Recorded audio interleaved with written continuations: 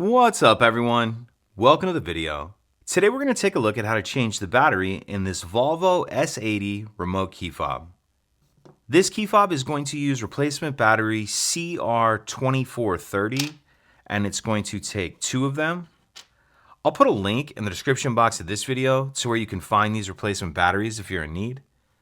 And the other thing I'm going to be using to change this key fob battery is a small flathead screwdriver. The first thing I'm going to do is grab my key fob and remove the emergency key that's in the bottom of it. That's done by pressing this latch on the back of the fob that my finger's on, and the emergency key will pull out like that.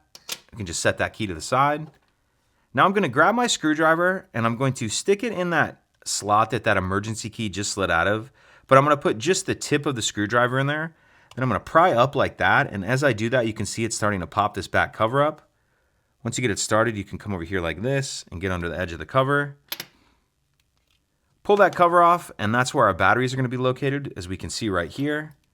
I'm going to use my screwdriver just to get under the edge of the battery and help pop it out of that holder. And there's this little white plastic piece in between the two batteries. Just kind of hold it to the side with your finger like that.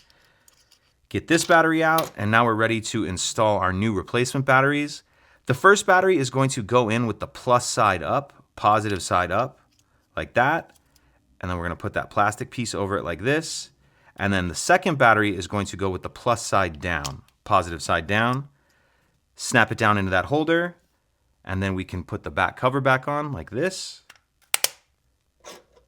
Slide our emergency key back in. And that's it. If you could take a second to like and subscribe, it helps us out, and I'd appreciate it.